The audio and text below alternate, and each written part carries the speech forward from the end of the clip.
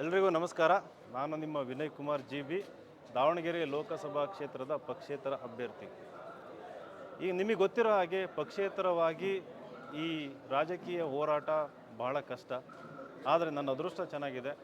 ಸಾವಿರಾರು ಜನ ಕಾರ್ಯಕರ್ತರು, ಸಾವಿರಾರು ಜನ ಅಭಿಮಾನಿಗಳು ನನ್ನೊಂದಿಗಿದ್ದಾರೆ.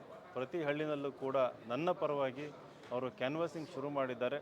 ಇದೇ ರೀತಿ ನಿಮ್ಮೂರಿಗೆ ಕೆಲವೊಂದು ವಿದ್ಯಾರ್ಥಿಗಳು ಇರ್ಬೋದು ಅಥವಾ ಯುವಕರು ಇರ್ಬೋದು, ಕ್ಯಾನ್ವಾಸಿಂಗ್ ಅಂತ ಬರೋ ಸಾಧ್ಯತೆ ಇರ್ತದೆ.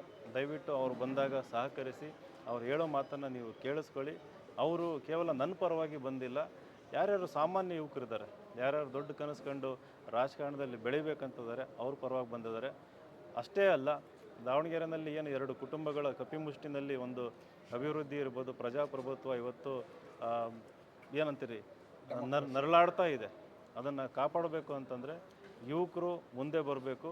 ಅವರು ನಿಮ್ಮೂರಿಗೆ ಬಂದು ನನ್ನ ಬಗ್ಗೆ ಇರ್ಬೋದು, ಪ್ರಜಾಪ್ರಭುತ್ವದ ಉಳಿಸುವಿಕೆಗಾಗಿರ್ಬೋದು ಪ್ರಚಾರ ಮಾಡಬೇಕಾಗತ್ತೆ. ಆಗ ಬಂದಾಗ ದಯವಿಟ್ಟು ಅವ್ರಿಗೆ ಸಹಕಾರ ಕೊಡಿ ಅಂತ ಮತ್ತೊಮ್ಮೆ ಕೇಳಿ ನನ್ನ ಮಾತು ಮುಗಿಸ್ತೇನೆ. ನಮಸ್ಕಾರ.